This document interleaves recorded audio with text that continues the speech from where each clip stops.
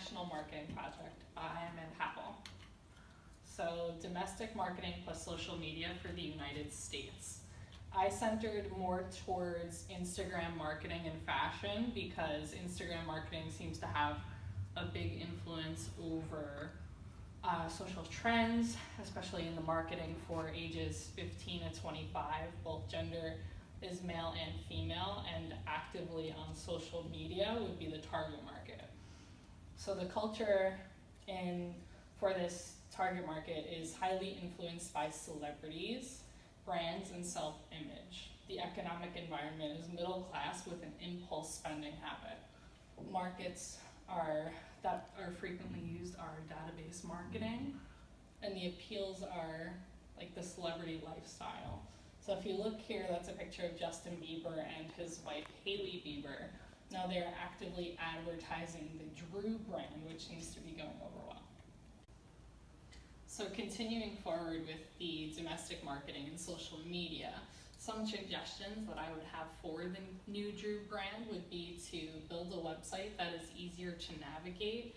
Upon going to the Drew website, I noticed that they put "stay posted, we'll hit you up soon," and if you wanted to continue to the website to look at the clothing, you have to actually sign up and then be accepted.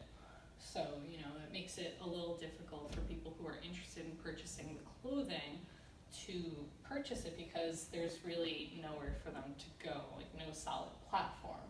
Another suggestion for this that I have would be to, put the clothing brand on different kinds of websites, not just the Drew House website, but maybe to include it on similar kind of clothing brands like Zoomies or PacSun that have an edgy kind of appeal as well.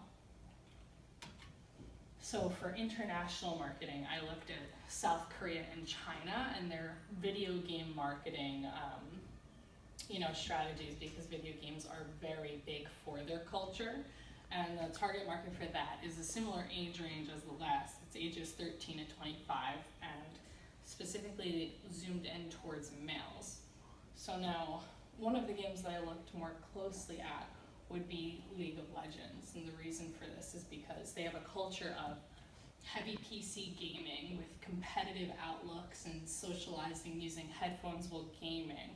So the economic environment in both China and South Korea has a community where they actually bet on games, and it's considered a national sport.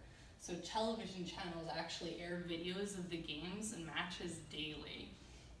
The markets would be more so relationship marketing because the company builds a relationship with the consumers by taking suggestions from the consumers that play League of Legends and then branching it out towards the changes that they make in the game, the changes that they make in the community, the changes that they make on the boards. So the appeal to this is kind of like a cultural value because it's very hobby related, and in these two cultures, they both really appreciate video games and technology. So furthering that, so some suggestions that I would make to League of Legends to change it would be to charge a low monthly fee to the customers who play. And the reason for this is because the game is actually free to play. However, if they charged a very low monthly fee, even if it was $2 to $3, this would decrease the amount of what is considered Smurf accounts that play. Now, what a Smurf account is it's somebody who is much better at the game playing with people who are not as good. So it makes it hard for people who are not as good to play with people who are around the same skill level. So a lot of players in the community complain about that. So it would be a way to improve what they have.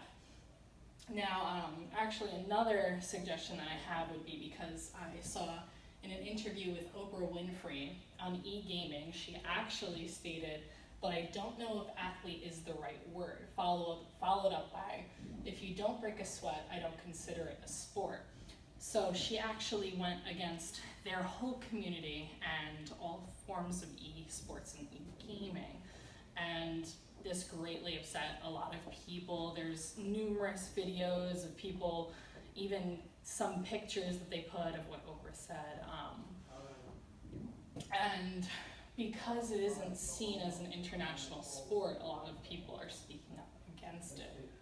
So one suggestion that I would have to kind of help grow and make it more viewed as a sport would be to add more television advertisements and get the word about. Pause it. So another area that I thought would be interesting to look at would be not to just look at one country, but to look at a company that involves themselves in all countries. So a company that I thought of would be good for this was McDonald's. So I looked at the international marketing schemes and plans of McDonald's. So McDonald's typically targets parents and parents who have young children. They target business customers and teenagers, all who have a need for food on the go and don't have a lot of time to make or prep. So they typically target within the ages of 3 to 55. The genders are both male and female. So the culture of the food, it varies based on the location of the country that the McDonald's is in. So a few examples of this would be in Canada, they serve poutine, which is maple syrup fries. So because Canada is well known for the maple leaf, they wanted to bring something that was customary to their culture into the food. They did the same thing with Italy and France. So in Italy, they have spinach and Parmesan nuggets, which in Italian customary, it's very common to have Parmesan with your food. So they included that. Now in France, they have a cordon bleu burger, which in France is very well known for their cheeses and their, different kinds of cheeses and incorporating them into food. So now in the economic environment, McDonald's will price their food based on the area that they are in and keep it affordable and low cost in comparison to other food that may be in the area to get a quick food to go. So the markets, they use paid advertising. They have their M logo everywhere on everything, and the second you see it, you know it's a McDonald's. So some suggestions that I would have to make it more appealing to every country, because a lot of countries are looking at the go green and to be a little healthier. My suggestions would be, because McDonald's uses a lot of non-biodegradable products in their beverages as well as their wrappers for their food, they use a lot of plastics, and for one, it's not healthy, and for two, it's not eco-friendly. So a lot of customers would probably be more happy if they knew that what they were eating wasn't going to necessarily destroy the planet. Another suggestion would be that, McDonald's is well known for being unhealthy and having really seldom to no healthy choices to eat. So another area where I think that the company could grow would be to use some more health-conscious products in their food, or maybe even start some vegan options to expand their markets and expand their target markets, because they don't really offer any options that are healthy, aside from a few salads, which also have a bunch of calories. And yeah, that's pretty much it. So in conclusion, I would say that no matter where you are in the world, everywhere that you go, the cultures and the customs, they're always changing. So it's important to know before you pick an area to market to, that you pick an area that where you're going in is going to match with what the needs are, the wants are, the customs are, and that you go in there with a marketing approach that the people will be interested in.